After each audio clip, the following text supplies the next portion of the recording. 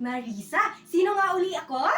Ako, si Teacher Marisa. Ngayon, bago tayo magsimula sa ating aralin, nais muna ni Teacher na tumayo ang lahat para sa ating panalangin. Iyuko natin ang ating mga ulo at ipikit natin ang ating mga mata. Angel of God. Angel of God, my guardian dear, to whom God's love commits me here. Ever this day, be at my side, to light and guard, to rule and guide. Amen. Magandang umaga mga bata! Magandang umaga mga bata! Ako rin ay natutuwa na makita kayong muli. Ngayon, nais kong manatili kayong nakatayo para sa ating pampasiglang awitin. Gusto niyo ba iyon? Gusto niyo bang umawit? Gusto niyo bang sumayaw? Magaling! Ngayon, tayo ay sasayaw. Gagayahin niyo lamang ang nasa video. Chikading, natin ng may kasiyahan ang chikading para sa addition.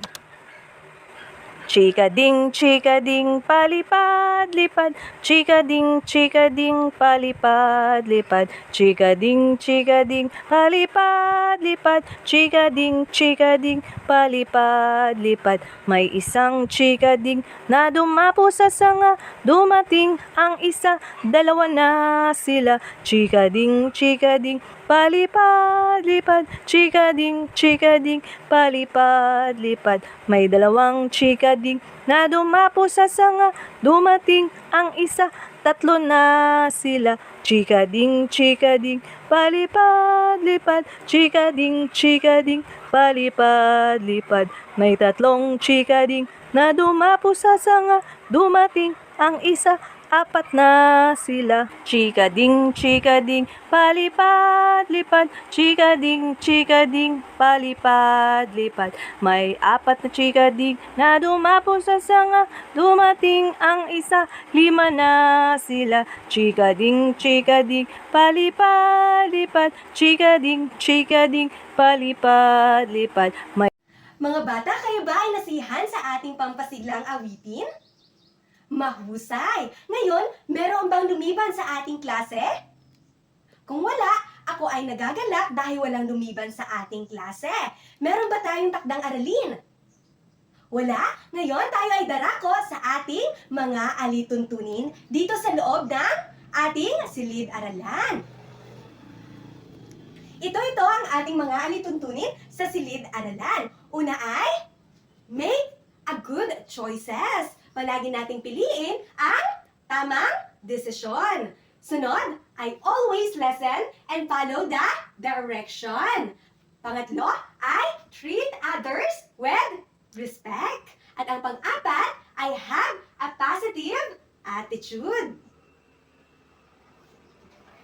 Ngayon, mga bata, naalala niyo pa ba ang ating tinalakay kahapon?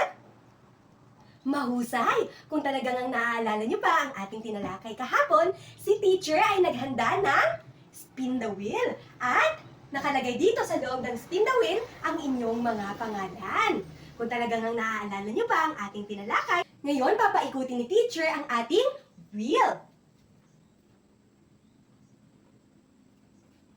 Alvia, naaalala mo pa ba ang ating tinalakay kahapon?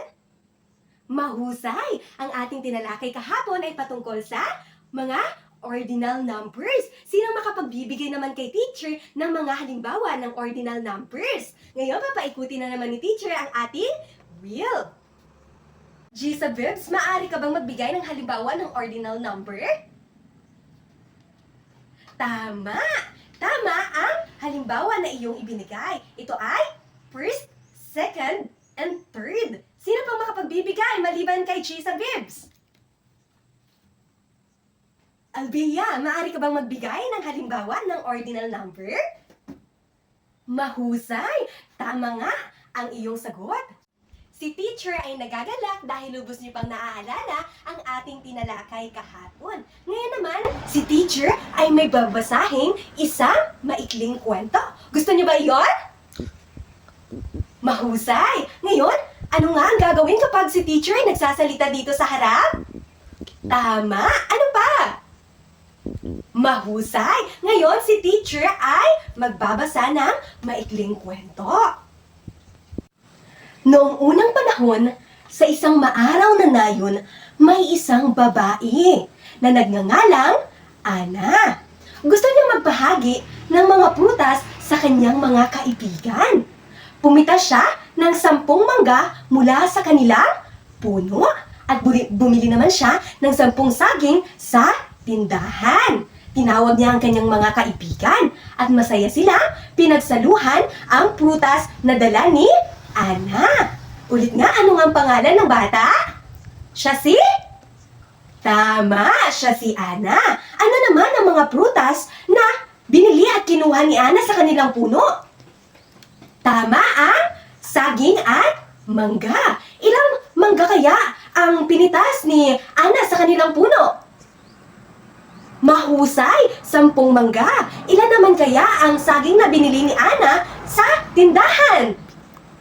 Mahusay, 10 saging. Ngayon, aalamin natin kung ilan nga ba ang kabuuan ng binili at pinitas ni Ana na mga prutas. Ngayon, si teacher ay may hawak-hawak na mga larawan. Ngayon, mga bata, ano ang napapansin ninyo sa mga larawan na hawak ni teacher?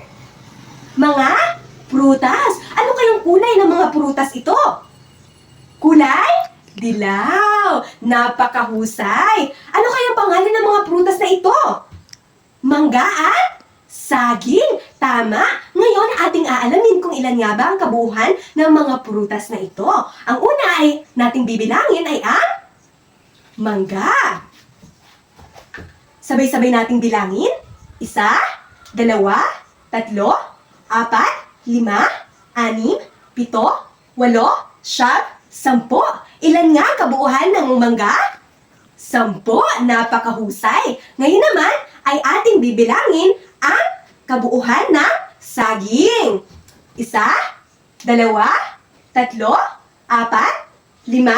8, 9, 10, 10. Ilan nga ang kabuuan ng saging, mga bata? 10. Napakahusay. Ngayon, kapag pinagdaragdag ni teacher ang 10 mangga sa 10 saging, ilan na magiging kabuuhan? 2. Napakahusay. Ngayon naman, si teacher ay may ibibigay sa inyong gawain. Gusto niyo ba iyon? Mahusay. Ngayon, ang pamagat ng ating gawain ay punan mo ako. Ang kailangan lamang dito sa gawain na ito ay bilangin mo lamang ang mga bagay at ilagay mo ang kabuuang bilang sa loob ng kahon. Ngayon, kailangan ni teacher ng 6 na mga estudyante. Ngayon, mga bata, aalamin natin kung tama nga ba ang inyong mga isinagot. Ngayon, sa unang bilang, tama kaya ang inyong isinagot? Tama, mahusay. Ngayon, sa pangalawa, tama kaya ang inyong isinagot? Tama, mahusay. Ngayon, sa pangatlo, tama kaya ang inyong isinagot? Tama, napakagaling. Ngayon, mga bata, base sa inyong ginawa, ano sa palagay ninyo ang ating pag-aaralan? Tama, ikaw ay may ideya. Sino pang makapagbibigay? Mahusay! Ang ating pag-aaralan ngayong araw ay patungkol sa addition of numbers with sums up to 20. Pero bago ang lahat, babasahin muna ni teacher ang ating layunin. At the end of the lesson, the students will be able to A. Illustrate additions of numbers with sums up to 20 using a variety of concrete and factorial models. B. Demonstrate additions as counting up and putting together. C. Appreciate the importance of knowing additions of numbers with sums up to 20. Ngayon si teacher ay may ipapakita sa inyo. Mga bata, ano ang nakikita ninyo? Magaling! Mga puso? Ano kayang kulay ng mga puso ito? Ito ay kulay pula. Napakahusay. Ngayon, aalamin natin kung ilan nga ba ang kabuuang bilang ng mga pusong ito. Una nating bibilangin ang nasa kaliwang kamay ni teacher. Sabay-sabay nating bilangin. 1, 2, 3, 4,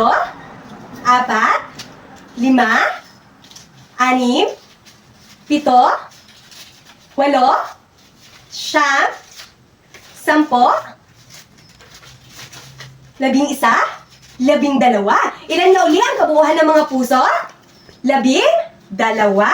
Ang kabuuan ng mga puso sa unang basket ni teacher. Sa pangalawang basket kaya, ilan magiging kabuuan ng mga puso? Bibilangin natin. Mga bata, sabay-sabay nating bilangin. 1, 2, 3, 4, 5, 6, 7, 8. Mga bata, ilan ang kabuuan ng mga puso sa pangalawang basket ni teacher? Ito ay 8. Ngayon mga bata, kapag pinagdaragdag natin ang 12 at 8, ilan ang magiging kabuuan? 2? Napakahusay! Ngayon mga bata, alam niyo ba ang addition o sa Tagalog ay pagdaragdag? Hindi. Ang addition, halimbawa, si teacher ay merong 3 puso na hawak niya dito sa kanyang kaliwang kamay. At 3 puso naman ang hawak niya dito sa kanyang 6. At yan ang tinatawag na addition o pagdaragdag. Ngayon naman mga bata, alam niyo ba kung ano ang addends? Ang addends, ito ay ang dalawang bagay o numero na pinagsama o pinagdaragdag upang makuha ang kabuuhan. Kagaya nito, 3 plus 3, ang magiging kabuuhan ay 6. At ang addends, yun ay ang dalawang numero na pinagdaragdag. Ngayon naman, alam niyo ba mga bata kung ano ang sum?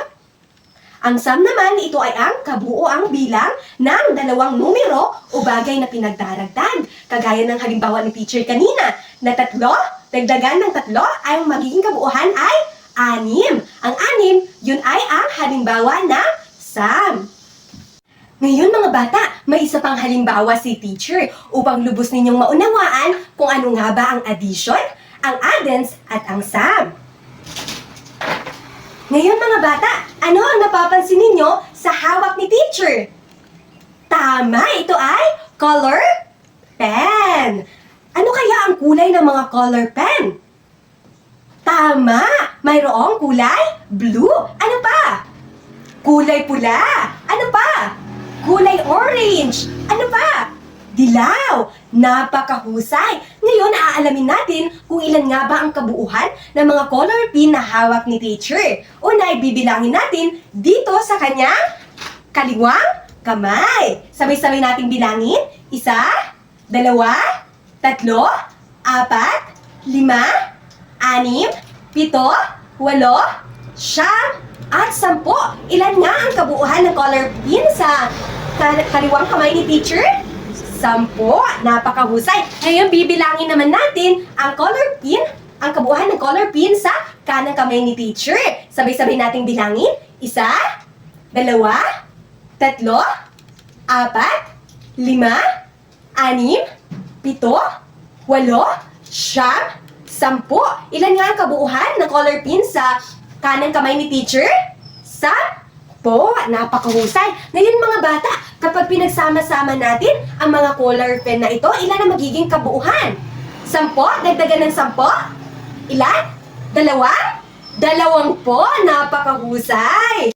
Ngayon mga bata, kung talagang ang naunawaan ninyo ang ating tinalakay ngayon, si teacher ay ipapangkat kayo sa 2 pangkat. Pero bago iyan, gusto munang malaman ni teacher kung sino ang mahilig sa inyo sa pagdaragdag.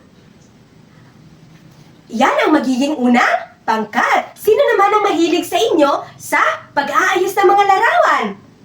Yan ang magiging pangalawang pangkat. Pero bago iyan, ire-representa muna ni teacher ang ating rubrics upang makakuha kayo ng malaking puntos. Ngayon mga bata, ito ang ating rubrics. Correctness, 5 puntos. Cooperation, 5 puntos. Presentasyon, 5 puntos na may kabuuang 15 puntos. Ngayon, ito ang panuto at gawain ng unang pangkat. Babasahin ni teacher. Aayusin ang mga larawan at bilangin ang mga bagay at ilagay ang sagot at addend sa loob ng kahon. Yan ang gagawin ng unang pangkat. At ang pangalawang pangkat naman, ito ang panuto at gawain ng pangalawang pangkat.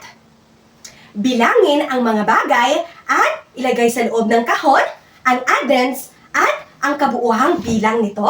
Naunawaan ba mga bata? Mahusay! Ngayon ay bibigyan naman kayo ni teacher ng 3 minuto para sagutan ang inyong mga gawain. Mga bata, kayo ba ay tapos na? Pumalakpak lamang kung kayo ay tapos na. Oh, ang unang pangkat ay tapos na. Unang pangkat, maaari bang irepresenta ninyo ang inyong ginawa dito sa harap? Mahusay! Ngayon naman, maaari bang pangalawang pangkat at bigyan ninyo ang unang pangkat ng good job clap? Alam niyo ba kung ano ang good job clap? 1, 2, 3. 1, 2, 3. Good job, good job, good job! Mahusay! Punta kayo dito sa harap at irepresenta ninyo ang inyong ginawa? Napakahusay! Maaari bang unang pangkat bigyan ninyo ng Darna clap ang pangalawang pangkat? 1, 2, 3. 1, 2, 3. Ding ang bato! Darna!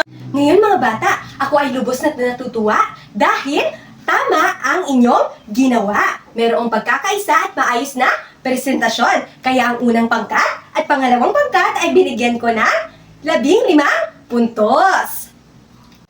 Ngayon mga bata, kung talagang naunawaan ninyo ang ating pinag-aralan, si teacher ay may ipapakita sa inyong mga larawan. At atin itong bibilangin kung ilan nga ba ang kabuuhan ng mga larawang ito. Ngayon mga bata, ano ang napapansin ninyo sa unang larawan? Napakahusay! Ito ay ang mga bulaklak. Ano kayong kulay ng mga bulaklak? Kulay? Pula. Ano pa? Kulay dilaw. Ngayon, samahan niyo ko na alamin natin kung ilan nga ba ang kabuuhan ng mga bulaklak na ito. Una ay ating bibilangin. Sabay-sabay natin bilangin. 1, 2, 3, 4, 5, 6, 7, 8, 9, 10, 11, 12, 13, 14, 15. Ilan ang kabuuhan ng unang bulaklak na roses? Ito ay 15. Sa sunflower kaya, bibilangin natin. 1, 2, 3, 4, 5. Ilan nga kabuuhan ng sunflower? 5. Napakahusay. Kapag pinagdaragdag kaya natin ang 5 po. 5 po? 15. Ngayon mga bata, kapag ipinagdaragdag natin ang 15 at 5, ilan ang magiging kabuuhan? 2? 20. Napakahusay. Ngayon mga bata, ano naman ang napapansin ninyo sa pangalawang larawan? Ito ay ang mga gulay. Tama, anong gulay ang meron dito? Talong. At ano pa? Carrots. Tama. Ngayon, aalamin natin kung ilan ang mga kabuuhan ng gulay na ito. Una ay sabay-sabay nating bilangin ang talong. 1, 2, 3, 4, 5, 6, 7, 8, 9, 10. Ilan nga ang talong? 9. Napakahusay. Bibilangin naman natin kung ilan ang kabuuhan ng carrots. 1, 2, 3, 4, 5, 6, 7, 8, 9, 10, 11. Ngayon mga bata, kapag pinagdaragdag natin ang 9 at 11, ilan na magiging kabuuhan? Napakahusay! 20. Ngayon mga bata, kung talagang ang may natutunan kayo sa ating tinalakay ngayon, ano nga ang ating pinag-aralan? Patungkol sa pagdaragdag. Tama! Ano pa? Sino pang may ideya? Tama! Ang ating pinag-aralan ngayon ay patungkol sa addition of numbers with sums up to 20. Napakahusay! Sinong makapagbibigay sa akin ng addition of numbers with sums up to 20? Tama! Napakahusay! 10, dinaragdagan ng 10 ay 20. Sino pa? 9, daragdagan ng 11, ilan? 20. Napakahusay! Ngayon naman mga bata, sa palagay ninyo, bakit mahalagang pag-aralan natin ang pagdaragdag. 1 hanggang 20. Tama, napakahusay dahil magagamit natin ito sa ating pang-araw-araw. Ngayon mga bata, tayo ay darako na sa ating pagtataya. Si teacher ay may ibibigay lamang sa inyong papel at ang tanging gagawin niyo lamang ay sasagutan niyo lamang at ilalagay ang sagot sa loob ng kahon. Naunawaan po ba? Mahusay! Bibigyan lamang kayo ni teacher ng 3 minuto para sagutan ang ating pagtataya. Mga bata, tapos na ba? Kung gayon, maaari bang ibigay ninyo ang inyong papel dito sa harap? Ngayon, naman ay meron si teacher na karagdagang gawain na ibibigay sa inyo. At ito ang inyong takdang aralin. Maghanap kayo ng mga bagay sa loob ng inyong tahanan na may kabuuhang 20 at isulat ninyo ang addends at ang kabuuhang bilang nito. 1 hanggang 5. Mga bata, naunawaan ba ang inyong takdang aralin? Kung gayon, nais kong lahat ay tumayo. Mga bata, paalam!